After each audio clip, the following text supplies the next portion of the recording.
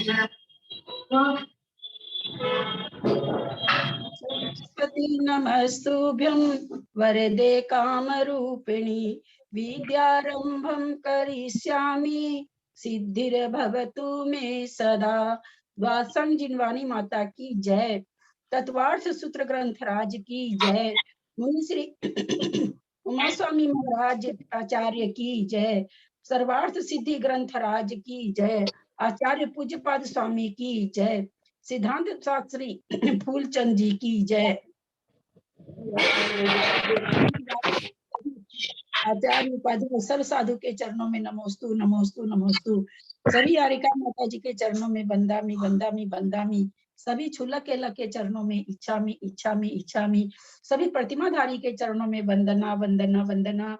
Group में विराजमान सभी पूज्य जन, पूज्य बाबूजी, निमित चंद भाई साहब, उमराव भाभी और भी जो पूज्य जन है, सबका सादर चरण स्पर्श। सभी से सादर जय जिनेन्द्र। प्रणाम ललिता जी, सभी बड़ों को प्रणाम, सभी से जय जी। प्रणाम आंटी, सबको जय जिनेन्द्र। प्रणाम आंटी, सभी बड़ों जय को जिनेन्द्र। सादर जय जिनेन्द्र ताई जी। बड़ों को सादर प्रणाम, सभी को सादर जय जिनेन्द्र। हम लोग तत्वार्थ सूत्र जो उमा स्वामी जी के द्वारा रचित है, उस पर सर्वार्थ सिद्धि नामक टीका आचार्य पूज्यपाद स्वामी के द्वारा लिखी गई है। उसका स्वाध्याय कर रहे हैं। उसका स्वाध्याय करते हुए पहला दूसरा अध्याय हो चुका है और तीसरे अध्याय में हम लोग 21वें सूत्र में हैं। हम लोग कल की थोड़ी सी चर्चा कर लें। पुनः 20वां सूत्र ध्यान देंगे सब कोई।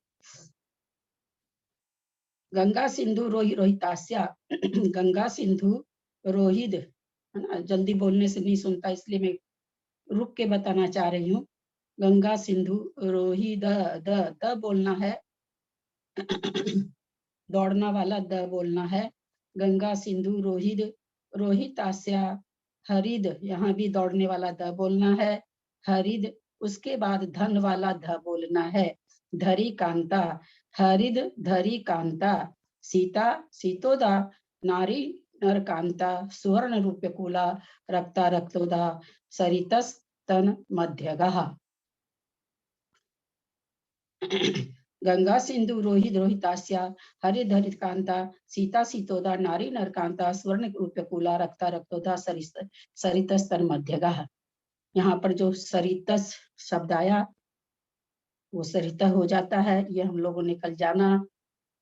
कल बहुत सारे सबने अपनी अपनी राय रखी, ऐसा हो गया होगा, ऐसा हो गया होगा, आगे मध्यगा है इसलिए सरित ऐसा हो गया होगा। बहुत सारी सब अपनी अपनी रखे। मैं नहीं कुछ बोल पा रही थी क्योंकि मेरा दिमाग कहीं और चल रहा था।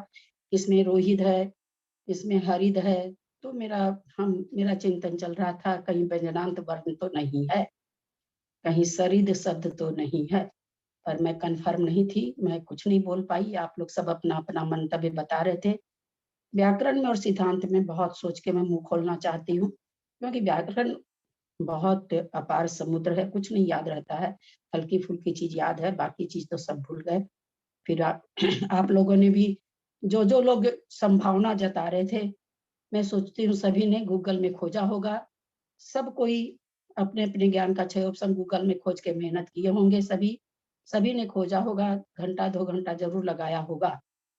जो भी कल इसमें अपनी बताना चाह रहे थे, ऐसा है ऐसा है, ऐसा हो गया है, ऐसा हो गया है, तो नेचुरली जिनको शौक रहती है वो खोजते हैं, खोजे ही होंगे। तो ये व्यंजनांत वर्ण है।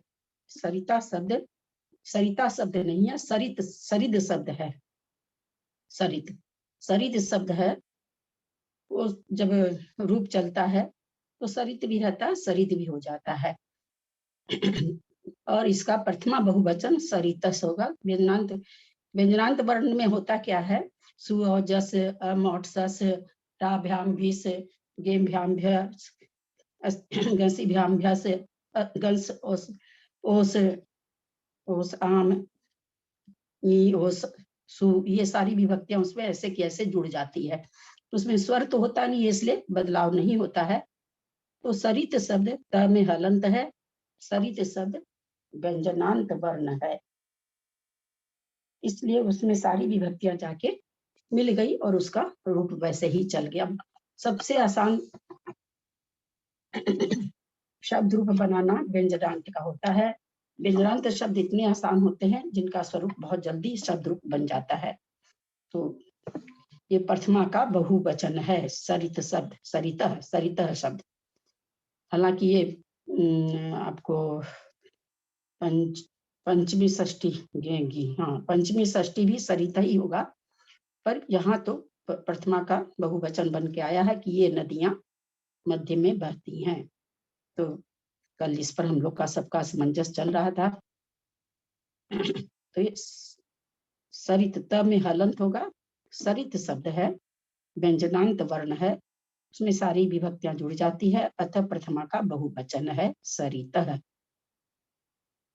अब आगे चलते हैं हम लोग 22वां सूत्र। प्रोनाउंस तो वैसे करेंगे ना, सरितस तन मध्यगा। हाँ सरित प्रोनाउंसिएशन कैसे होगा इसका? हाँ, मतलब प्रोनाउंसिएशन तो वैसे ही होगा, वो तो खैर नहीं भी उसका था तो सर थोड़ी, अब आप लोग लगा रहे थे उसको तो अब मैं क्या बोलती, आप लोग कुछ कुछ, कोई कुछ बोल रहा था, अस्तर बोले क्या, जो चीज नहीं है वो चीज तो सोच ही नहीं सकते, वो सरिता तो होगा ही। थोड़ा सा मैं सोच रही सरिता बैठ के, सरिता से सरिता बैठाना बहुत मुश्किल। बाद में मेरे को, मैं जब किताब में मेरा ध्यान गया रोहित हरित, दो शब्द पर मेरा ध्यान गया, तो फिर मेरे को थोड़ी सी शंका आई मन में, शायद व्यंजनांत वर्ण हो सकता है, पर मैं कंफर्म नहीं थी। मैंने कल खोजा फिर कि भाई सरित शब्द से क्या होगा, तब फिर तो कोई बात ही नहीं, फिर तो क्लियर हो ही गया कि प्रथमा का बहुवचन है। वो तो पढ़ाई, पढ़ना का तो जैसे होगा वही होगा, पढ़ने में कोई अंतर नहीं आएगा। व्याकरण पढ़ने की, व्याकरण में तो सीना ठोक के कह सकते हैं कि गलती नहीं होगी कभी भी। इतने आगे तक मोटा मोटी एमकॉम तक की संस्कृत हम पढ़े हैं, तो उच्चारण में तो खैर गलत होने की संभावना सवाल ही नहीं उठता है। बाकी शब्द रूप वगैरह इतने याद नहीं रहते ना, याद नहीं रहते, बिल्कुल नहीं याद रहते, थोड़े बहुत जो काम आते हैं वो तो याद रह जाते हैं। दीदी प्रणाम, एक बार उच्चारण कर दीजिए ना दीदी इस सूत्र का। गंगा सिंधु रोहित रोहितास्या, हरिद धरी कांता, सीता सीतोदा, नारी नरकांता, सुवर्ण रूपकुला, रक्ता रक्तोदा, सरितस तन मध्यगः, सरितस तन मध्यगः। 22वें सूत्र पर, 22वें सूत्र भी हो गया था ना, 22वां भी हो गया था।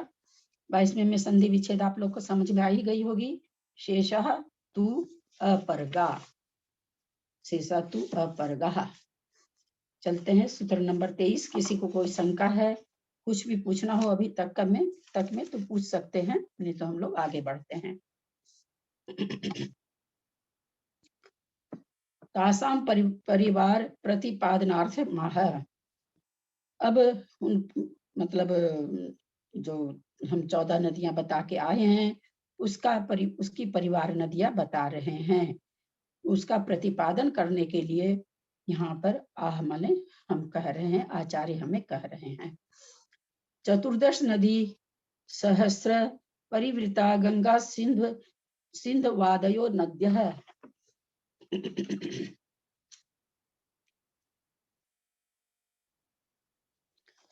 चतुर्दश नदी सहस्र नहीं, सहस्र, चतुर्दश नदी सहस्र परिवृता गंगा सिंधवादयो नद्यः, सिंधवादयो नद्यः।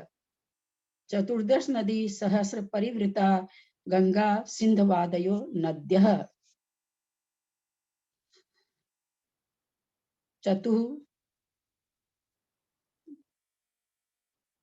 चतुः प्लस 10, उसके बाद कहीं पर भी नहीं है, फिर आगे जाके है गंगा, छोड़ दीजिए, सिंधु प्लस आदयो, सिंधु प्लस आदयो नद्य अलग ही है। वहां पर दो संधि विच्छेद है, चतुः प्लस 10, 10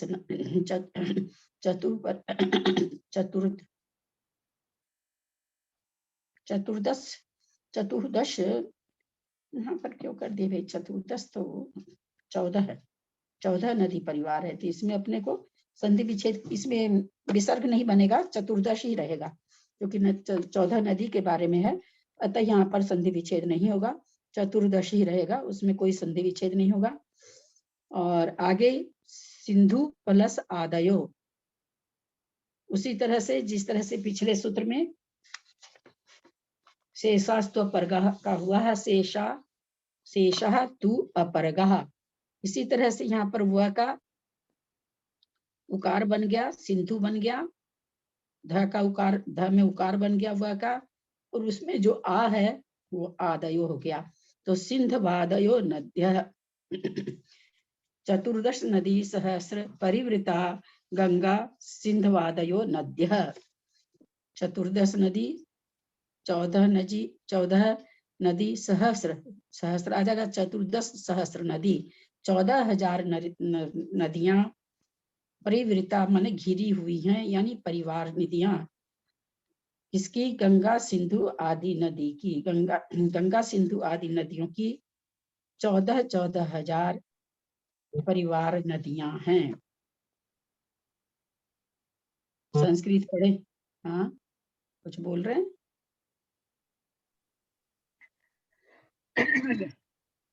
मैं हाँ। पढ़ूं? कोई पढ़ रहा है? मैं पढ़ रहे। किमर्थम गंगा सिंधुआदि ग्रहणम क्रियते नदी ग्रहणार्थम प्रकृतास्ता अभि संबध्यते नैवं संख्यम अनंतरस्य विधिर्वा भवति प्रतिषेधो वा इति अपरगाणामेव ग्रहणम सिंधुआदि ग्रहणम क्रियते नदी ग्रहणम द्विगुणा इत्यभि संबद्ध। दीदी आपने एक लाइन छोड़ दी, राजकुमारी दीदी आपने लाइन छोड़ दी, एक लाइन छोड़ी। इति अपरगाणा में वह ग्रहणम स्यात् के आगे। गंगादि ग्रहण मेवास्ति चेत पूर्वगाणामेव ग्रहणम स्यात् अत उभयनाम ग्रहणार्थम गंगा सिंधुआदि ग्रहणम क्रियते नदी ग्रहणम द्विगुणा इत्यभि संबंधार्थम गंगा चतुर्दश नदी सहस्र परिवृता सिंधुरपि एवमुत्रा अपि नद्य प्रतिक्षेत्रम तद द्विगुणा भवन्ति आ विदेहान्तात् तत् उत्तरा अर्धार्धहीनः उक्तानां क्षेत्राणां विस्खंभ प्रतिपत्त्यर्थम माह। यहाँ कह रहे हैं गंगा और सिंधु आदि नदियों की 14,000 परिवार नदियां हैं। गंगा सिंधु आदि का पद ग्रहण किस लिए किया गया है? समाधान नदियों का ग्रहण करने के लिए। शंका उसका तो प्रकरण है ही, अतः गंगा सिंधु आदि पद के बिना ग्रहण किए ही उनका संबंध हो जाता। क्या कहना चाह रहे हैं कि भैया नदियों का तो प्रकरण चल रहा है, बीच में और कोई तो प्रकरण आया नहीं, आप फिर वापस गंगा सिंधु क्यों लिख दिए?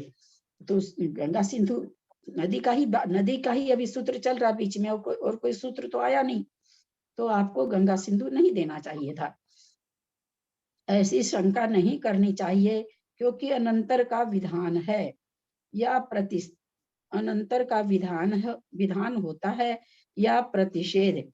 इस नियम के अनुसार पश्चिम की ओर बहने वाली नदियों का भी ग्रहण होता, जो कि इष्ट नहीं है। क्या कहना चाह रहे हैं? कहते अनंतर का विधान होता है या प्रतिषेध का। बोला कब उसी शब्द को वापस क्यों बोला जाता है? दो कारण से बोला जाता है।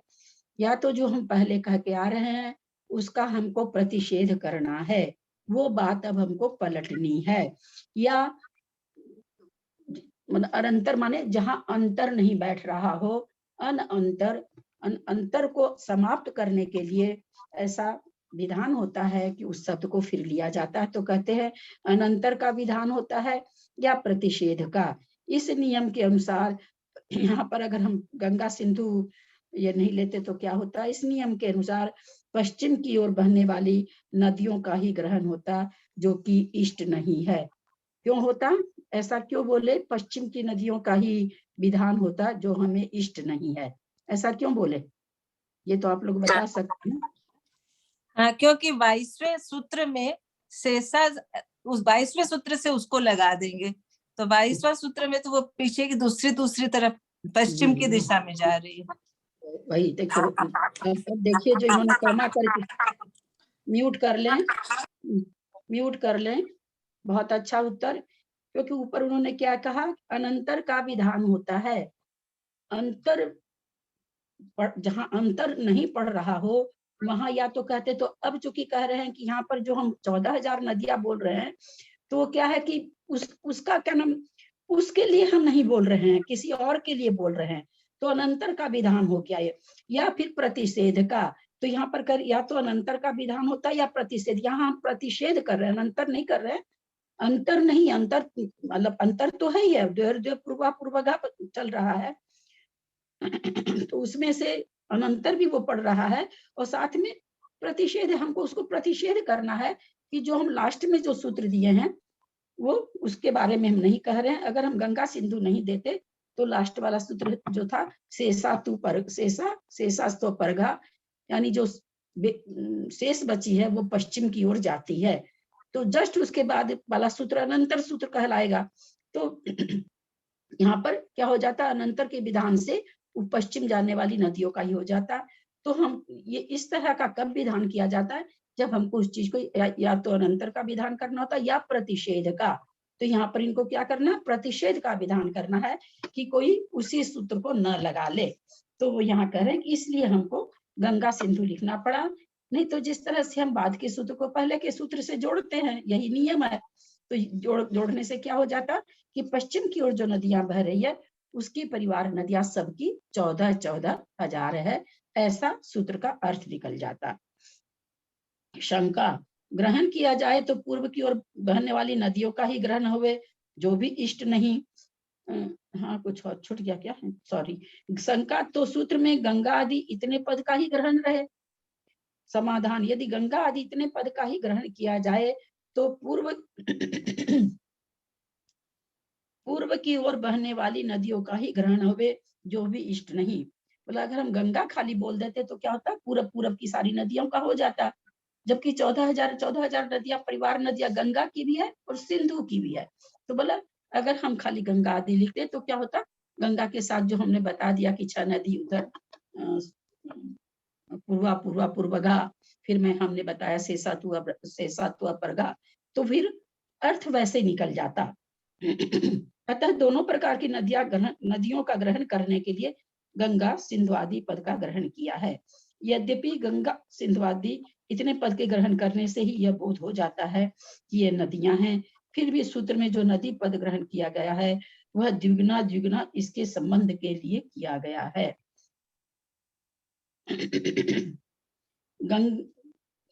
गंगा की परिवार नदियां 14,000 है, इसी प्रकार सिंधु की भी परिवार नदियां 14,000 है। इस प्रकार आगे की परिवार नदियां विधेय पर्यंत दूनी होती गई है, इससे आगे की परिवार नदियां आधी आधी होती गई है। अब उक्त क्षेत्रों का विस्तार कराने के लिए आगे का सूत्र कहते हैं। अभी तो इन्होंने नदी के बारे में बताया, अब कहते क्षेत्र का विस्तार हम बताने जा रहे हैं। क्षेत्र कौन से हैं? भरत हेमवत हरि, जो 6 कुलाचल के द्वारा 7 क्षेत्र बने हैं, केवल जम्बू द्वीप की बात हम लोग अभी कर रहे हैं, रात की खंड वगैरह की नहीं कर रहे हैं। उन क्षेत्रों का विस्तार बताने जा रहे हैं कि भाई भरत क्षेत्र कितना है, फिर हेमवत कितना है, हिरण्यवत कितना है, ये कह रहे हैं, उसका विस्तार आपको बताने जा रहे हैं। प्रणाम आंटी, एक बात पूछना था हमको। हाँ बोलो आंटी, अब यहाँ पे बताया ना कि जैसे गंगा सिंधु की 14,000 नदियां निकली है, उसके बाद बोले विदर्भ क्षेत्र पर्यंत, तो इधर में जो हम लोग रोहित आशा वगैरह पढ़े हैं तो उनके भी उतनी ही निकलती है क्या, वो लगाना है क्या हमको? नहीं, ये कह दिया ना कि गंगा सिंधु की 14,000 है, और उस प्रकार आगे की परिवार नदियां क्या कहे, विदेह पर्यंत दूनी होती गई है। तो विदेह पर्यंत जितनी नदियां है उनकी दूरी हो जाएगी। विदेह से 14,000 नदी, सॉरी 14 नदी में 7 नदी इधर बहती है, 7 नदी विदेह क्षेत्र के उधर है, विदेह क्षेत्र के इधर 7 नदी है, 7 नदी विदेह क्षेत्र के उधर है। उस साइड से गिनी 14 नहीं तो 7,000 वो विदेह क्षेत्र तक दूनी होती जाएगी, विदय क्षेत्र के बाद फिर उनका परिवार नदियां आधी आधी होती जाएगी, लिखा नहीं इन्होंने। इसके नहीं तो बाद परिवार नदियों में आंटी हमको ये पूछना किसको लेंगे, वो परिवार नदी हमको नहीं समझ में आया, मतलब परिवार नदी कौन सा हुआ? अब जैसे यहाँ तो नदियों का नाम आगे होगा तो मुझे ध्यान नहीं आ रहा ऐसा कोई सूत्र, लेकिन ध्यान अपने लोग गंडक है, मंदाकिनी है, कितनी तो अच्छा। नदियां हम लोग तो इन्हीं को मेन नदी पर गंगा सिंधु हो गई, और बाकी ये परिवार नदियां कहलाती है। जितनी भी अच्छा, नदियां ठीक। हैं तो बहुत सारी नदियों का नाम है, जरा सा खोल के देख लोगी, जैनेन्द्र सिन्हा को तो पढ़ ही नहीं पाओगे, इतनी नदियों का नाम दिया है। परिवार नदी का मतलब उप नदियां, मतलब उसी से निकली हुई है, उप नदियां होगी ना। उप नदियां नहीं, जैसे बहुत सारी है, जितनी परिवार नदियां भरत क्षेत्र में तो एक भी बहती नहीं है। आर्यखंड में एक, सॉरी भरत क्षेत्र नहीं बोलना चाहिए मुझे, आर्यखंड में तो एक भी बहती नहीं है, सब मलेच खंड में बहती है, एक भी आर्यखंड में नदी नहीं है। ये 28 की 28,000 नदियां 5 मलेच खंड में बहती है, एक भी आर्यखंड में नहीं है।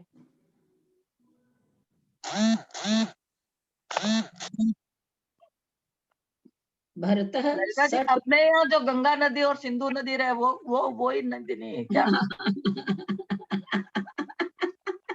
अपने गंगा नदी है ना? नहीं जी, वो कहाँ भगवान जाने। अपने यहाँ नहीं, इसमें नाम तो यही दिए हुए हैं तत्वार सूत्र में, गंगा सिंधु रोहित रोहित कांता हरित क्योंकि हरित कांता इस सीता। गंगा सिंधु को जानने के लिए तो हमको जितना बड़ा जो आर्यखंड है, उस सारे आर्यखंड को जाके फिर सारा आर्यखंड खत्म हो रहा है। वैसे तो ये 526 योजन 6/19 है, कोई ये नहीं है, लेकिन अभी कहाँ खत्म होता है, वहां पर गंगा सिंधु नदी कैसे बह रही है नहीं है, ये तो भाई विज्ञान खोज करे तो हो, अपने लोग के तो बस की बात है नहीं कह सकते हैं कि अपने लोग इस नदी, इस गंगा सिंधु जो बह रही है वो गंगा सिंधु है, क्योंकि वो गंगा सिंधु तो 526 योजन के बाद ही होगी। यहाँ टीका में पहले, सॉरी सूत्र नहीं पढ़े, भरतः मतलब आर्यखंड के बाद क्या? हाँ 526 मतलब आर्यखंड के बाद होगी वो नदियां? आर्यखंड के दोनों किनारे पर है।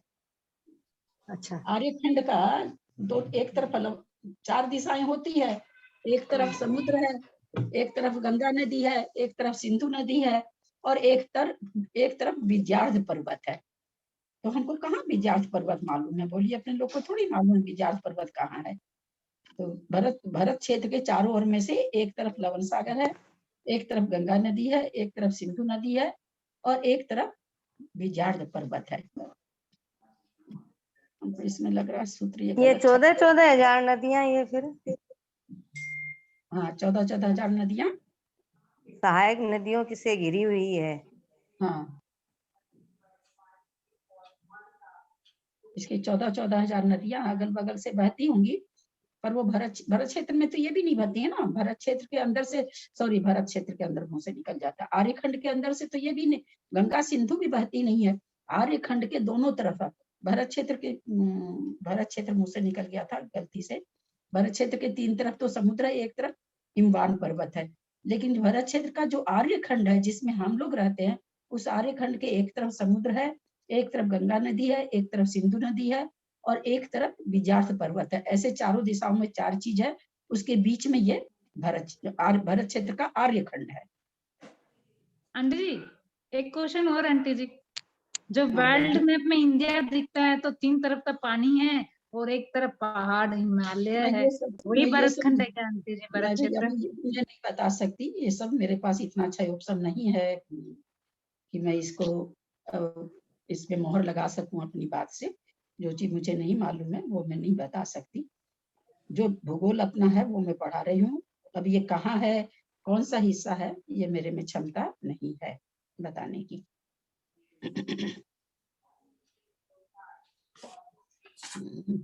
चलिए, भरतः 6विंशति, इसमें ना ये सूत्र गलत छपा हुआ है, मैं तो इस किताब से पढ़ रही हूँ। भरतः 6विंशति पंच योजन शत विस्तारः 6 चैकोन विंशति भागा योजनस्य। भरतः 6विंशति पंच योजन शत विस्तारः 6 चैकोन विंशति भागा योजनस्य। अंजना मौसी ऑफ ये म्यूट कर लीजिए आप। हाँ। भरतः षड्विंशति पंचयोजन शतविस्तारः षट् चैकोनविंशति भागा योजनस्य। भरतः यहाँ कौन सा लिंग वचन हो जाएगा? लिंग वचन कारक शब्द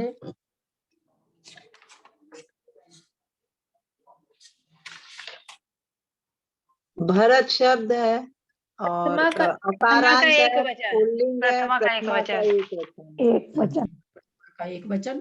तो कहते हैं भरत माने भरत षड्विंशति। षड्विंशति मतलब षड माने 6, विंशति मतलब 20, 26। फिर कहते हैं पंच योजन शत, 500 योजन। पंच योजन माने 5 योजन, शत माने 100, तो 500 यानी 526 योजन। हम सभी जानते हैं वामपंथे चलती गिनती अपने इसमें संस्कृत में, तो पहले छोटी संख्या है फिर बड़ी संख्या है। तो कहते हैं भरत माने भरत 526 योजन विस्तार। फिर और क्या कहते हैं? षट च एक ऊन विंशति। षट च संधि विच्छेद है यहाँ पर। षट च पूरा रहेगा, च में हलंत नहीं होगा। षट तो अलग है, ये उसमें कोई संधि विच्छेद है नहीं। आगे संधि विच्छेद है च प्लस 1 प्लस ऊण, च प्लस 1 प्लस ऊण, चैकोन। च माने और, एक माने एक, ऊण माने कम। एक कम किसमें? विंशति 20 में। एक कम 20 भागा योजनस्य। इतने भाग बटे, इतने मतलब सही वो क्या आप लोग, हम लोग को बटे कहते हैं, बटे 19 बटे है, बटे भागा मतलब बटे हैं। तो क्या कहना चाह रहे हैं? भरत क्षेत्र का जो विस्तार है, भरतः विस्तार है, भरत का विस्तार, भरत क्षेत्र का विस्तार कितना है? तो 500 योजन 526 योजन और 60 माने 6 बटे 19। आप लोग शायद कुछ और कहते हैं ना, सही हुई कुछ बोलते हैं आप लोग। 526 पूर्णांक हम लोग बोलते हैं, बट्टे ही बोलते हैं हम लोग तो, बट्टे नहीं, पूर्णांक वाली संख्या को आप लोग शायद सही बोलते हैं। सही 526 सही 526 सही 6/19। हाँ ऐसे बोलते हैं सही। आप लोग सही बोलते हैं। हम लोग को पूर्णांक बोलने की आदत है। 526 पूर्णांक 6/19 योजन है। इसका हम विस्तार लोग भी पूर्णांक ही बोलते दीदी, हमारे इधर भी पूर्णांक ही बोलते। ये लोग ना राजस्थान के लोग सही बोलते हैं, अपने इधर पूर्णांक बोलते अपन, बिल्कुल याद आया। यहाँ पर पूरे भरत क्षेत्र का विस्तार बताया गया है। भरत क्षेत्र में कितने खंड हैं? आर्यखंड का विस्तार बताया गया है ना। ये आर्यखंड का कैसे होगा? क्षेत्र सभी आएंगे ना, भरत क्षेत्र का सभी तो आएंगे इसमें। हाँ बोलिए और जिनको जो बोलना बोलिए। मेरा ये प्रश्न है, यहाँ पर जो भरत क्षेत्र का विस्तार बताया है वो आर्यखंड का विस्तार है ना? नहीं, पूरे भरत क्षेत्र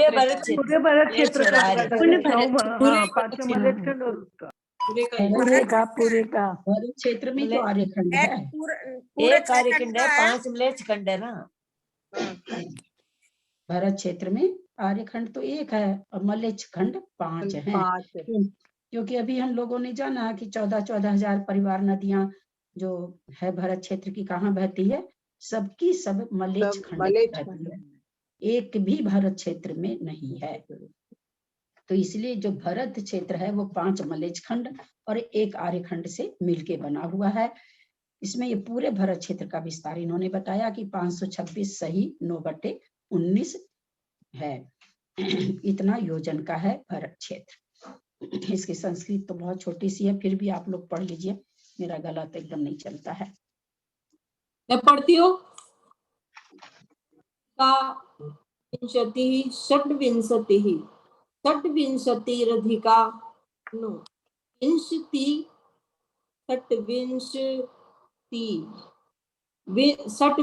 षड्विंशतिरधिका येषु तानि षड्विंशानि षट्विंशानि पंचयोजन शतानि विस्तारो यस्य षट्विंश पंचयोजन शत विस्तारो भरतः किमेतावानेव न इत्याह षट् चैकोनविंशति भागा योजनस्य विस्तारो सेत्व भी संबंध्यते।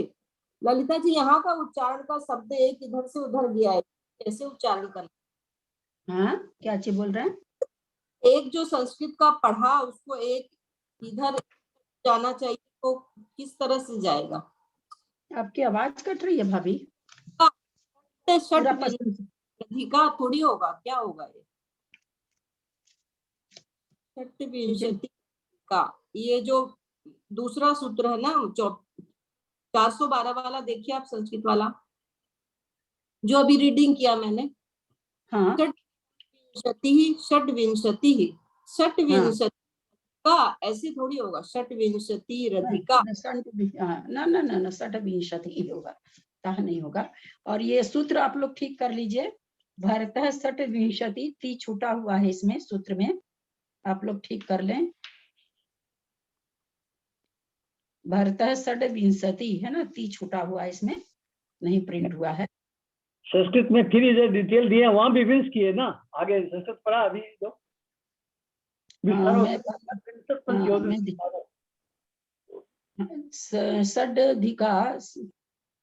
षड अधिका हो जाएगा, ड में हलंत हो जाएगा, षड अधिका माने 6 अधिक विंशति माने 20 से, बोला 6 अधिक जो 20 से होता है उसको षड्विंशति कहते हैं। पहला तो ये लाइन हो गया।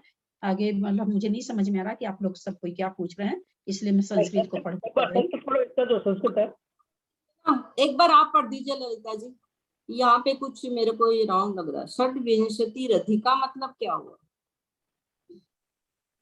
उसके बाद वाली लाइन ना पढ़ रही हूँ, पूरा संस्कृत कर रही हूँ मैं। षड्विंशति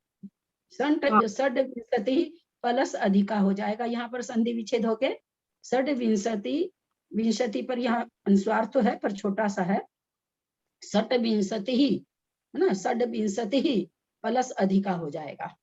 नहीं, संधि विच्छेद नहीं, ये पूरा इसका पूरा ये शब्द कैसे पढ़ने में कैसे आएगा? षड्विंशति रधिका, रधिका बोला जाएगा। का मतलब क्या हुआ ये नहीं आ रहा मुझे। षड्विंशति रधिका, तो भाभी विंशति के बगल में जो विसर्ग है उसका र बन गया है, अधिका का उसमें अ मिल गया तो पूरा र बन गया। अच्छा, क्यों अजीब सा ही कुछ लग रहा था मुझे। षट्विंशति, यही चीज तो जानना है, यही चीज सबको आप लोग को सीखना है, क्योंकि यही चीज आप लोग को नहीं मालूम है। तो आप लोग पढ़ाई करके, जो भी जिनको भी नहीं मालूम क्या करते इस तरह के को इधर। एक दिन की बात है, वहां पर अपने चौरंगी मंदिर की ये लड़कियों लोग को पढ़ा रहे थे, तब की बात है। विमला जी आके बैठी, उपवास होगा उस दिन उनका, तो कोई सूत्र पढ़ा रहे थे। अब आप लोग सूत्र में ये र किधर उच्चारण होना चाहिए, चाहे न है, त है, इस तरह का बहुत अक्षर आते हैं। तो वो तो कहती हैं हम लोग तो इसका मतलब तुम गलत पढ़ते हैं। मैं कि ये तो व्याकरण जिनको नहीं आएगी कोई भी सही नहीं पढ़ेगा, पढ़ ही नहीं सकता है ये चीज, क्योंकि उनको ये नहीं होता ना कि जहाँ अ हो उसका उच्चारण किधर होना चाहिए, जहाँ आ हो वहां का, ये चीज का नॉलेज नहीं होता जब तक ग्रामर नहीं पढ़ते। तो यहाँ पर आपको भी इसीलिए हो गया। यहाँ शब्द क्या है, षड्विंशति ही, ती में विसर्ग है, जैसे इसके पहले है प्लस अधिका, अधिका तो विसर्ग का आधा र बन गया, हलंत वाला र बना, अधिका का अ उसमें मिल गया। और ये चीज हम लोग सब जान रखे हैं कि जिधर का स्वर होता है उसका उच्चारण उधर ही होता है। स्वर अपने पास व्यंजन को बुलाता है, व्यंजन के पास स्वर नहीं जाता। तो र तो व्यंजन बना है ना, हलंत वाला व्यंजन बना, आगे अ था, स्वर था, तो इसलिए र जाके अ में मिला और उसका उच्चारण उधर उत्तर पद उसको कहते हैं। बाद वाले पद को यहाँ 2 पद है, षड्विंशति 1 पद है और रधिका 1 पद है। पहले वाले पद को पूर्व पद कहते हैं, रधिका को उत्तर पद कहा जाता है। तो जहां पर इस तरह अ मिल जाता अ या कोई भी स्वर आके, तो उसका उत्तर पद में उच्चारण होता है। ये नियम है संस्कृत का। यहाँ षड्विंशति ही प्लस अधिका है शब्द, संधि होकर के विसर्ग का र बन गया, अधिका का अ उसमें मिल गया, तो उच्चारण हो गया षड्विंशति रधिका। हाँ, तो चूंकि आप लोग हमेशा से ये पढ़ते आ रहे हैं ना, षड्विंशति रधिका, ऐसे कुछ पढ़ते होंगे, भगवान जाने जो भी पढ़ते होंगे, तो अजीब सा लगेगा ही लगेगा ये तो षड्विंशतिरधिका एषुतानि षड्विंशानि यही पूछ रहे थे ना? नहीं, आगे आगे आगे इसी को आगे पढ़ो। अच्छा, षड्विंशानि पंचयोजन शतानि विस्तारो यस्य षड्विंशति, यहाँ पर भी ती छूटा हुआ है। यही बोल रहे हैं, यहाँ भी ती नहीं आया है। यहाँ पर भी हाँ, यहाँ पर भी ती छूटा हुआ है। दोनों जगह छूटा हुआ ना ऐसा भी हो जाता है जब ती को नहीं, कोई लोप नहीं हुआ, छूटा है बाबूजी, बिल्कुल छूटा हुआ है। ठीक है। यहाँ टीका में पहले षड्विंश, देखिए यहाँ पर भी ती छूटा हुआ है, नीचे भी जहाँ हिंदी लिख रहे हैं वहां पर भी छूटा हुआ है। यहाँ टीका में पहले नहीं होता है क्या? ये बोल रहे विंस माने विंस नहीं होता है क्या? विंस माने 20 नहीं होता क्या, ये आप पूछना चाह रहे हैं? हाँ। बाबूजी देख के बताऊंगी। ठीक है, ठीक। फिर आप लोग क्या तो अभी पेंसिल से मत करिए, आज मैं देख लूंगी तो कल आप लोग को फिर बता दूंगी। हाँ, ये ठीक रहेगा ना, इसीलिए। कहाँ तय छुट्टा है लगता, समझ में नहीं आया। 400 सबसे पहले तो इसमें सूत्र में ही छूटा हुआ है, सूत्र में तो वो तो ठीक है, वो तो लिख लिया। हाँ, उसके बाद 412 की जो संस्कृत है उसका पहला सेंटेंस छोड़ दीजिए, दूसरा छोड़ दीजिए, तीसरे सेंटेंस में यस्य षड्विंशति। तो बाबूजी की भी शंका बहुत सही है कि ऐसा तो नहीं कि विंश माने भी 20 होता हो, तो ये मैं कल देख के बताऊंगी, है ना? हाँ, ठीक है। तो फिर यहाँ पर हिंदी 412 हिंदी जहाँ शुरू हुई है वहां पर भी उन्होंने षड्विंश लिख करके छोड़ा है, तो इसको एक बार देख लूंगी। हाँ, ठीक। टीका में पहले षड्विंशति योजन सच विस्तार है पद का समास किया गया है, जिसका अभिप्राय होता है भारतवर्ष 526 योजन विस्तार से युक्त है। ये किमिता वाने में इसका क्या संधि होगा? इस आगे वाला शब्द का क्या संधि है? किमिता वाने में। हाँ बाबूजी, उसी आगे हिंदी में ना, नहीं संस्कृत में भर्ता के बाद किमेता किमेता वाने में, इसका क्या संधि है? हाँ बाबूजी एक मिनट, किम प्लस एतावान प्लस एवर, किम प्लस एतावान किम प्लस ऐतावान हो जाएगा, क्योंकि किम में म में हलंत होगा बाबूजी, बिना हलंत के किम नहीं होता है। ऐतावान प्लस एवर, एतावान में न में हलंत होगा, ऐतावान एवर। ठीक। यहाँ पर समास है षड्विंशति में, कौन सा समास है? यहाँ लिख रहे हैं ना, पद का समास किया गया है। षड्योजन पंचयोजन षड्विंशति पंचयोजन शत विस्तार। कौन सा समास है? आप लोग को बताते समय मैंने बहुप्री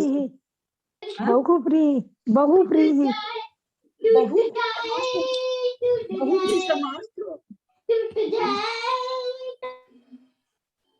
द्विगु समास है। हाँ, द्विगु समास है, जो संख्यावाचक होता है, जिस समासिक पद का पहला पद संख्यावाचक हो वहाँ द्विगु समास होता है। बहुत सुंदर, जिन्होंने भी उत्तर दिया, बहुत अच्छी बात है। जिसका अभिप्राय यह है कि भारतवर्ष 526 योजन प्रमाण विस्तार से युक्त है। क्या इसका इतना ही विस्तार है? नहीं, क्योंकि इसका एक योजन का 6/19 योजन विस्तार और जोड़ लेना चाहिए। वो ऊपर क्या कहे कि 526, तो बोले 526 ही है क्या? तो बोला नहीं, 526 में आप एक योजन का 6/19, एक योजन का 6/19 मानी एक योजन को मान लीजिए, हम लोग समझ लें थोड़ी सी देर के लिए कि 6/19 कैसे निकालें। हम एक योजन को 57 मान लेते हैं, 57 मान लेते हैं। 57 का 6/19 क्या होगा? इज इक्वल टू क्या होगा बताइए तो? 57 का 6/19, इसको जब हम सॉल्व करेंगे तो इसका उत्तर क्या आएगा? 16 18 6 into 3 हो गया उधर 18 आएगा। 18 6 18 आएगा। हाँ, वो 18 बोल रहे थे, थोड़ा समझ रहे, 18 सही है आपका उत्तर, 18 आएगा। तो वही ये कहना चाह रहे हैं कि एक योजन का 6/19 योजन विस्तार और जोड़ लेना चाहिए। केवल 526 योजन ही नहीं है। इतने शाम हेलो, एक बात बोलूं मैं? हेलो। हाँ ललिता जी, एक किरण प्रकाश जी ने बताया था कि है ना 1 किलोमीटर में 19 टुकड़े, उसमें से पहले के 6 टुकड़े भरत क्षेत्र में है, ऐसा कुछ बताया था, तो ये क्या सही है?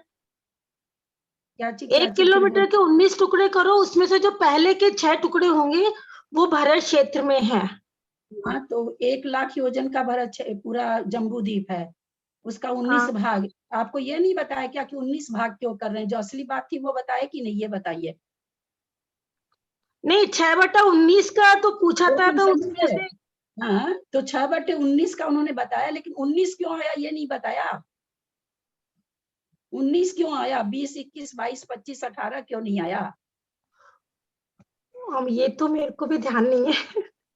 ध्यान की जरूरत नहीं है। आप हम मेरे से कुछ पूछते हैं कि आप लोग को मैं इतनी चीज बताती हूँ, जो पता नहीं कितनी चीज बता जाती हूँ मैं, कितनी चीज बता जाती हूँ, आउट ऑफ कोर्स की कितनी चीज बता जाती हूँ, जहां पर जो ध्यान आता है वो ना बताना चाहिए था कि 6/19 के। वो तो समझ में सबको आ रहा है, बहुत ही डल स्टूडेंट होगा तब नहीं समझ में आएगा कि भाई कोई भी चीज है उसका 19 भाग करो, 6 हिस्सा हमको मिल रहा है उसमें से। ये तो 6/19 का मतलब वही होता है कि किसी भी चीज का 19 हिस्सा करने से 6 हिस्सा पहले भरत क्षेत्र, हम लोग भरत क्षेत्र से हैं तो भरत क्षेत्र की तरफ से बोलते हैं, एरावत वाले एरावत क्षेत्र की तरफ से बोलेंगे, वो पहले बोलेंगे पहले 6 हिस्सा मेरा, तो जिधर कोई रह रहा है उस हिसाब से 19 क्यों है, ये दरअसल पूछना था ना, सबसे बड़ी चीज ये पूछनी थी। अच्छा, तो समझ में आता है। 6/19 1 लाख योजन का भाग करेंगे, जो 19 भाग करेंगे तो 6 भाग इसको मिल जाएगा। चलिए आगे देखते हैं हम लोग। अब इतर क्षेत्रों के विस्तार विशेष का ज्ञान कराने के लिए आगे का सूत्र कहते हैं। दीदी इसका मतलब यह हुआ कि 1 लाख योजन का जम्बू द्वीप है, उसका 526 सही 6/19 भाग करो, मतलब इतना भाग, मतलब इसको डिवाइड किया, मतलब 1 लाख योजन में से इतना हुआ है ना, कैसे निकाल? हाँ, 1 लाख आएगा अभी नीचे, और इसी का सूत्र आएगा बाद में, अभी आएगा इसका सूत्र, वो नहीं तो मैं अभी बता देती, क्योंकि आगे इसका सूत्र आने वाला है। ध्यान दीजिएगा सूत्र पर। तद द्विगुण विस्तारा वर्षधर वर्षा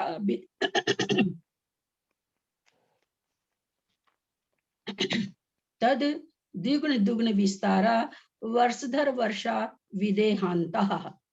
तद द्विगुण विस्तारा वर्षधर वर्षा विदेहान्तः। तद द्विगुण विस्तारा वर्षधर वर्षा विदेहान्ता। तद यहाँ किसके लिए आया है? भरत क्षेत्र के लिए, उस भरत क्षेत्र से दुगना। बहुत सुंदर उत्तर। तद का यहाँ पर वास्तव में क्या है? वास्तव में क्या है? ये तत् है। समासिक पद बना तो तद हो गया, या संधि हो गया तो तद हो गया। तो द्विग्न इसमें कोई संधि विच्छेद नहीं है, विस्तारा कोई संधि नहीं है, वर्षधर कोई संधि नहीं है, वर्षा कोई संधि नहीं है, विदेहान्तः, विदेह अंतः इसको कर सकते हैं, विदेह अंतः वैसे ही अपने आप में पूर्ण शब्द है विदेहान्ता, लेकिन अगर हमको लगे कि हाँ कैसे बना ये शब्द, तो विदेह प्लस अंतः। तो अब क्या कह रहे हैं? हाँ, एक पिछला सूत्र में आपने शेषास्त्व परगा जो था ना, शेषास्त्व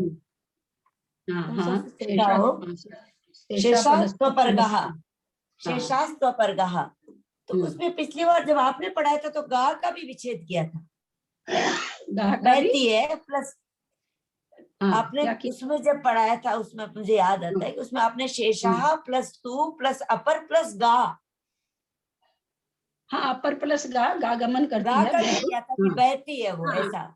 अभी देखिए संधि विच्छेद क्या होता है ना, संधि विच्छेद वहां पर कहनी चाहिए जहां उससे कुछ बदलाव आए। यहाँ अपर प्लस गा करने में कोई बदलाव नहीं हो रहा है ना, मुझे वो ध्यान आया पहले वाला, इसलिए मैंने कहा पहले आपने करा।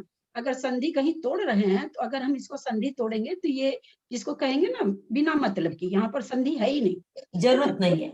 नहीं, लेकिन आपने बताया था कल तो कि गांव में नहीं बहती है, ये बताया था आपने। कल कहे थे कि इसमें यहाँ पर संधि होगी नहीं, क्योंकि संधि का मतलब वैकल्प से कुछ बदलना चाहिए। कोई भी चीज जैसे शेषा तू अपरघा क्यों, तू कैसे बना, तो शेषा त्व से तू बना, यहाँ तू से त्व बन गया, यहाँ पर संधि है।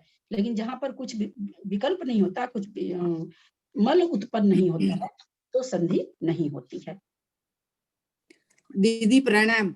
वो 19 तो इसलिए शायद आता होगा ना कि वो जम्बू द्वीप का 190वां भाग है, इसलिए आता होगा ना। थोड़ा सा पेशेंस रखिए ना, आगे सूत्र आने वाला है, आगे आएगा सूत्र। नहीं आता तो मैं यहाँ अपने आप ही आप लोग को बता देती, क्योंकि आगे सूत्र आने वाला है, इसलिए उसके लिए अपने को बेचैनी नहीं होनी है। चल रहे हैं आगे, हाँ ठीक है। तद द्विग्न द्विग्न विस्तारा वर्षधर वर्षा विदेहांता, छोटा सा सूत्र है, कितना महान अर्थ को लिए हुए। तद मन उस भरत से, द्विग्न द्विग्न दुगुना दुगुना, विस्तारा विस्तार, यहाँ विस्तारा में विसर्ग का लोप हो गया है। विस्तार उस भरत छेद से दुगुना दुगुना विस्तार है, किसका है भाई, कहते हैं भरत क्षेत्र के बाद पहले क्या आएगा, वर्ष आएगा कि वर्षधर आएगा। वर्ष माने क्या होता है, वर्षधर माने क्या होता है, पहले वर्षधर आएगा, वर्षधर मतलब पहाड़, फिर वर्षा पर्वत होगा, वर्षधर माने पर्वत होगा। वर्ष को धरने वाला है ना, वर्षधर, वर्ष को धारण करने वाला, वर्ष माने क्षेत्र हो गया। तो कह रहे हैं उस क्षेत्र से दुगना दुगना विस्तार है, किसका, वर्षधर का, उसके बाद वर्षा का। वर्षा यहाँ पर बहुवचन होके आया, वर्षा माने कभी भी क्षेत्र नहीं होगा, है ना, वर्ष माने क्षेत्र होगा। हाँ, तो बहुत सारे क्षेत्र के हिसाब में लिख दे कि उसके बाद भैया जो भी वर्षधर है, वर्ष वर्षा माने वर्ष हैं, वे सब दुगने दुगने क्षेत्र कहाँ तक हैं, विदेहांता, विदेह के अंत तक।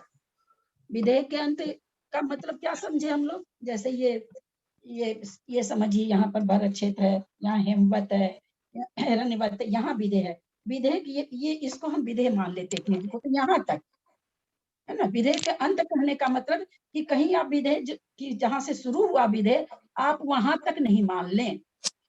विदेह क्षेत्र क्या नाम है, सो भरत क्षेत्र से 64 गुना है, 64 नगरियां हैं, 64 विदेह है एक महाविदेह में, मालूम है ना सबको, 8 हाँ आंटी जी। तो 64 भरत क्षेत्र से 64 गुना है, तो ये वहां तक दुगना दुगना होते गया, विदेह के बाद फिर आधा आधा होता जाएगा। तो वही ये कह रहे हैं कि कहाँ तक दुगना दुगना है, वर्षधर वर्षा, वर्षधर और क्षेत्र कहाँ तक के दुगने दुगने हैं, तो कहते हैं विदेह के अंत तक। ततो भरताद द्विगुणो द्विगुण विस्तारो येषाम तई में तद द्विगुण द्विगुण विस्तारः। देखिए विस्तारा का विसर्ग आया ना नीचे, देखिए आप लोग को कभी कभी लगता होगा कि ललिता जी पता नहीं सही भी पढ़ाती हैं कि नहीं, देखिए नीचे आ गया विस्तारा का विसर्ग, तो यहाँ विस्तारा का विसर्ग लोप हो रखा है। केते वर्षधर वर्षः किम सर्वे न इत्याह विदेहांता इति, कहते हैं विदेह पर्यंत पर्वत और क्षेत्रों का विस्तार भरत क्षेत्र के विस्तार से दूना दूना है। जिनका भरत से दूना दूना विस्तार है, वे भरत से दूने दूने विस्तार वाले कहे गए हैं।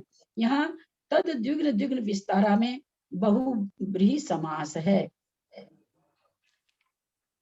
कैसे हुआ बहुब्रीहि समास, कोई समझाएंगे क्या, कोई इसमें समास अच्छी तरह जान रहे हैं जिन्होंने उत्तर दिया है, इसका बहुब्रीहि समास निकाल के बताइए।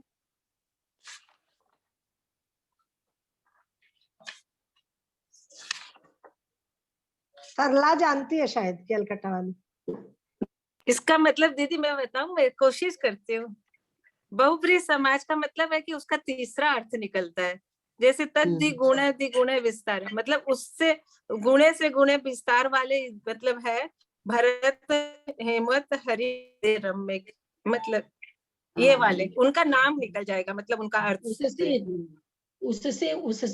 उससे दुगने विस्तार वाले हैं कौन, है ना। यहाँ जिस तरह का प्रश्न खड़ा हो जाए, इसका तीसरा अर्थ निकलेगा। हाँ, जैसे लंबोदर, लंबा उदर है जिसका, है ना, उससे दुगना दुगना विस्तार है जिसका, इस तरह से जहाँ अर्थ बैठे तो जिसका में उत्तर आ जाएगा हेमवत, है ना, पहले हरि आ गया का, हेमवत हरि हिरण्यवत ऐसे, तो हेमवत आदि का, तो जिससे दुगना दुगना विस्तार है जिसका, यानी किसका, हेमवत आदि का।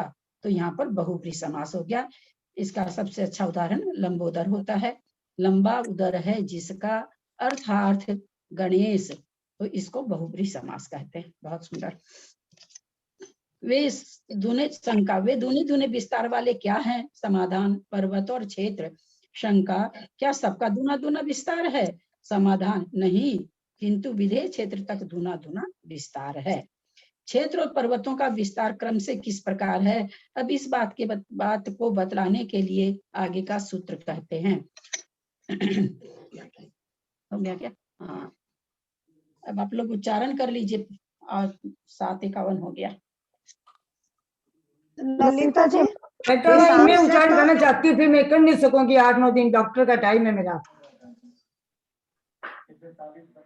ललिता जी, विदेश क्षेत्र के अंत तक दुगना होता जाता है, तो हिसाब से तो मिडल तक दुगना होना चाहिए ना। आप समझाएंगे? आपको जा पाएगा ना तो चित्र दिखा के समझाएंगे।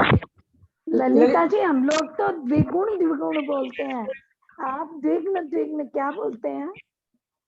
तब द्विगुण द्विगुण विस्तारा बोलते हैं हम लोग तो। 1 मिनट निकालती हूँ मैं। हाँ, क्या बोल रहे हैं कि आप लोग क्या बोलते हैं?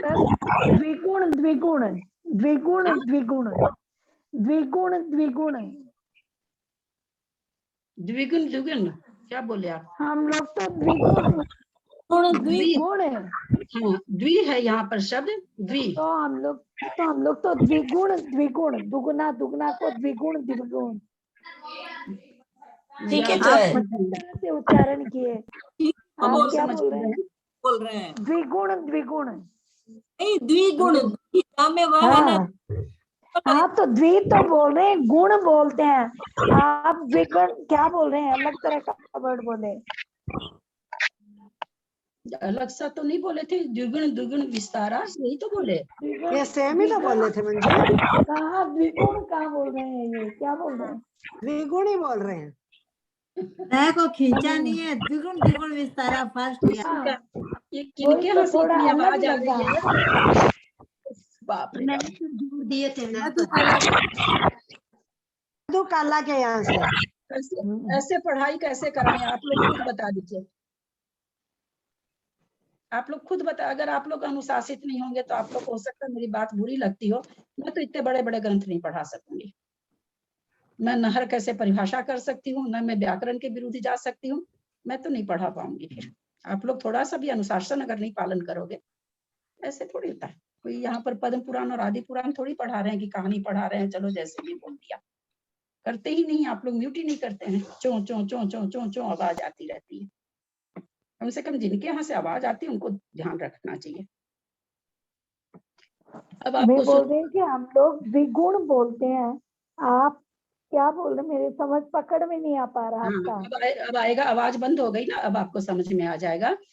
तद द्विगुण द्विगुण विस्तारा, क्या अंतर है आप में मेरे में? मुझे तो नहीं समझ में आया। सेम है जीजी, सेम है, सेम है। आप भी ऐसे ही बोल रहे हो। आपको कुछ सुनने में लगा होगा, थोड़ा हल्ला में सुनता भी नहीं, अभी तो गया होगा।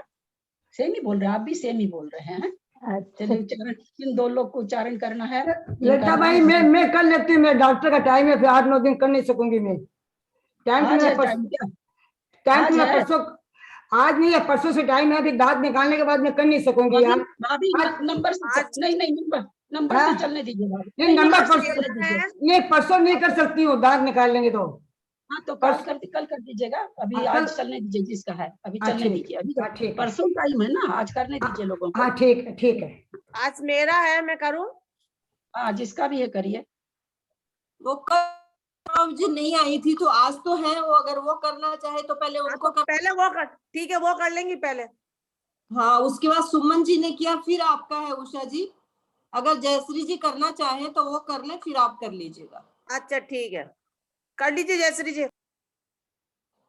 जयचंद जी तो जयश्री जी क्या? अच्छा है क्या?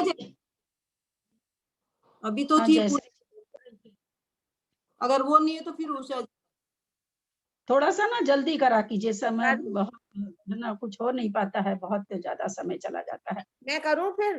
वो नहीं कर रही तो जो रहते ना, 2 अवेलेबल रहते वो कर लिया कीजिए। औपसमिक छायको भावो मिश्रस जीवस स्वतत्व मौदयिक पारिणामिकौ च द्वि नवास्ता दशेक विंशति त्रिभेदा यथाक्रमम् सम्यक्त चारित्र्य ज्ञान दर्शन दान लाभ भोगोपभोग वीर्याणि च ज्ञान ज्ञान दर्शन लब्ध्यस चतुस्त्री त्रि पंच भेदः सम्यक चारित्र सैमा सैमाश्च गति कसाय लिंग मिथ्या दर्शना ज्ञान संयता सिद्ध लेस्यास चतुस्त्रय कई कई कैक षट भेदः जीव भव्या भव्य त्वानि च उपयोगो लक्षणम सा द्विविधोश्च चतुर्भेदः संसारिणो मुक्ताश्च समनस्का मनस्कः संसारिणस्त्रस स्थावरः पृथ्व्यप्तेजो वायु वनस्पत्य स्थावरः द्विन्द्रिया दयस्त्रसः पंचेन्द्रियाणि द्विविधानि निर्वृत्युपकरणे द्रव्येन्द्रियम लब्ध्युपयोगौ भावेन्द्रियम स्पर्शन रसन घ्राण चक्षु श्रोत्राणि स्पर्श रस गंध वर्ण शब्दास तदर्थः श्रुत मनीन्द्रियस्य वनस्पत्यन्तानामेकम् कृमि पिपीलिका भ्रमर मनुष्यादीना में कैक वृद्धानि संगिनः समनस्कः विग्रह गतौ कर्म योगः अनुश्रेणी गतिः अविग्रह जीवस्य विग्रहवती च संसारिणः प्राक चतुर्भ्यः एक समय विग्रह एकम दो त्रीन वानाहारकः समूर्छन गर्भोपपादा जन्म सचित्त शीत संवृतः क्षेत्रा मिश्राश्चेत सस तद्योनयः जरायु जांडस पोता नाम गर्भ देव नारकाणा मुपादः शेषाणाम समूर्छनम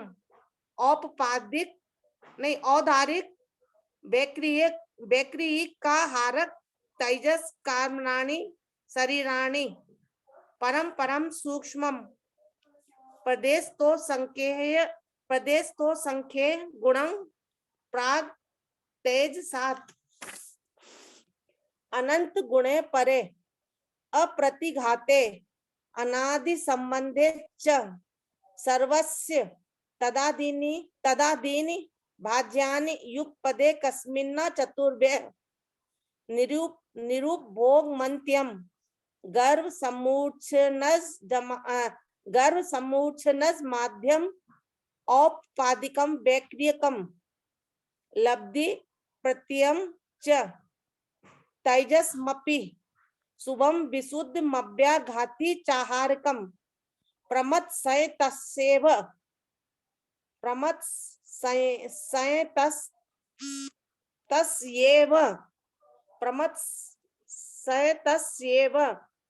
नारक समूर्छिनो नपुंसकानि न देवा शेषास्त्री वेदः औपपादिक चर्मोत्तम देहा संख्ये वर्षायुषोन पवर्त्यायुष इति तत्वार्थ दिग्मे मोक्ष शास्त्रे द्वितीय अध्याय। नमो नमः। लास्ट वाला फिर से बोलिए। औपपादिक चर्मोत्तम देहा संख्ये वर्षायुषोन पवर्त्यायुष। युषोन नहीं, वर्षा युषो नपवर्त्य आयुष। वर्षा युषो नपवर्त्य आयुष। वर्षा युषो नपवर्त्य आयुष। अच्छा, वर्षा युषो नपवर्त्यायुष। हाँ, और सही था आपका थोड़ा बहुत। अब कौन पढ़ रहे हैं? अनीता का नाम। हाँ, पढ़िए। मंगलवार को अनीता का लिखा हुआ था। जी नाम लिखा हुआ, आज ही टर्न।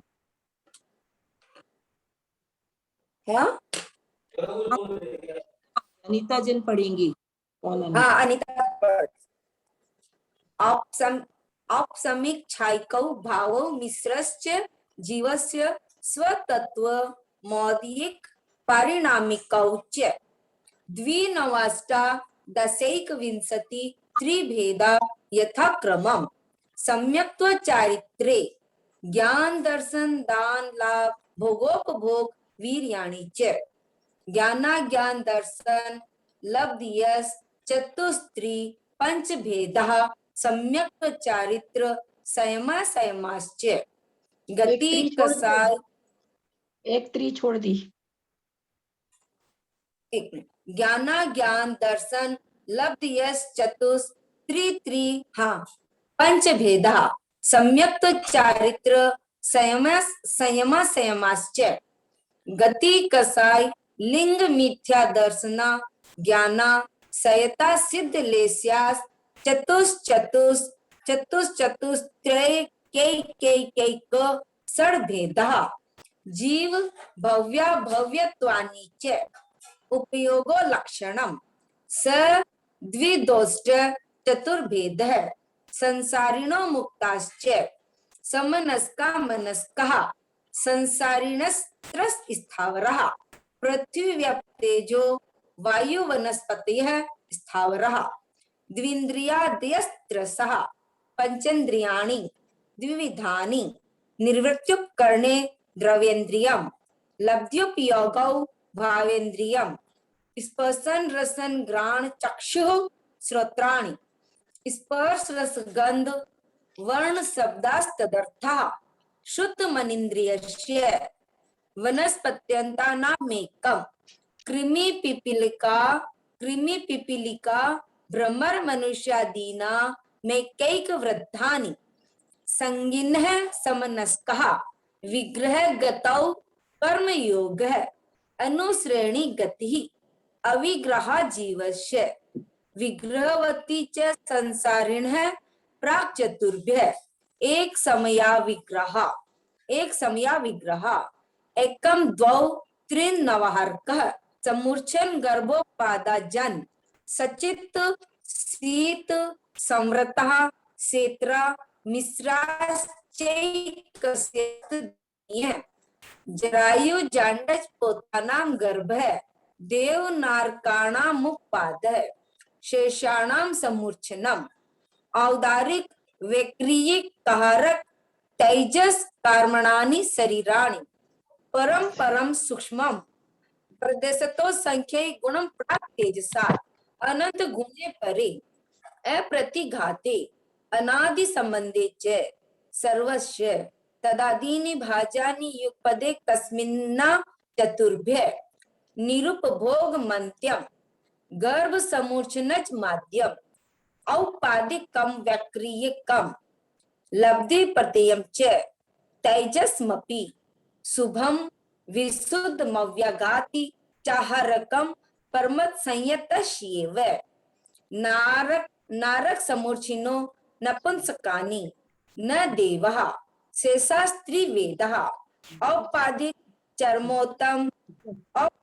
चर्मोत्तम देहा संख्ये वर्षायुषो न पवर्त्यायुषः इति तत्वार्थ सूत्रे मोक्ष शास्त्रे द्वितीयोध्याय नमो नमः।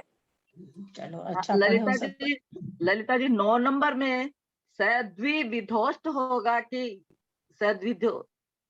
स्वद्विविधोष्ट भी 2 बार आना चाहिए ना? 9 नंबर में क्या बोल रहे हैं? द्विविधोष्ट हाँ सद्विधोष्ट चतुर्भेदः सद्विधोष्ट सीधा हो जाएगा, सद्विविधोष्ट होगा। द्वि है तो द्वि तो होगा ही ना। सद्विधोष्ट चतुर्भेदः। दीदी प्रमत सहित सही वो बोलेंगे या कैसे बोलेंगे? स आधा है ना? हाँ तो शुभम विशुद्धम अव्याघाति चाहारकम प्रमत संयतस्य एव विसर्ग निकल जा रहा एव शुभम विशुद्धम अव्याघाति चाहारकम प्रमत संयतस्य एव संयतस एव, संयतस्यैव जब बोलते हैं तो संयतपना खत्म हो जा रहा है, इसलिए संयतस एव, संयतस एव ऐसे बोलना चाहिए ताकि संयत पूरा आना, संयत शब्द पूरा आना।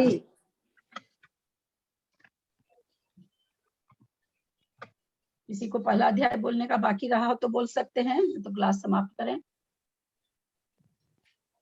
नहीं है कोई, सबका हो गया है पहला अध्याय। पता नहीं एक दिन तो बहुत लोग बोल रहे थे हमको भी बोलना, हमको भी बोलना, हमको भी बोलना है। मैं कल बोलूंगी, आज तक मेरा सूतक चल रहा है, कल बोलूंगी, आज किताब नहीं। मैं नहीं बोला था एक दिन, पर मेरा कल बोलूंगी पहला अध्याय। ठीक है। आप रिंकू छाबड़ा आई है क्या? रिंकू आई हो क्या? रिंकू आई हो क्या? क्योंकि वो बोल रही थी हमको पहला अध्याय बोलना है, इसीलिए। चलिए ठीक, जिनवादी स्तुति करिए। मैं करूँ जिनवादी स्तुति? करिए, कोई भी करिए, जिसका भी मन हो करिए। यदर्थमात्र पदवाक्यहीनं मया प्रमादात् यदि किंचिनोक्तं तन्मे क्षमित्वा विदधातु देवी सरस्वती केवलबोधलब्धिं बोधि समाधि परिणाम सिद्धि स्वात्मोपलब्धि शिव सौख्य सिद्धि चिंतामणिं चिंतित वस्तु दाने त्वां वन्द्यमानस्य ममास्तु देवी। हे जिनवाणी भारती तो ही जपो दिन रैन, जो तेरा शरणा गए सो पावे सुख चैन। जाओ वाणी के ज्ञान ते सूझे लोकालोक, सो वाणी मस्तक चढ़े सदा दो देता हूँ धोप। द्वादशांग जिनवाणी माता की जय। जय। 9 बार नमोकार। जिनवाणी स्तुति तक भी कोई नहीं ठहरता है।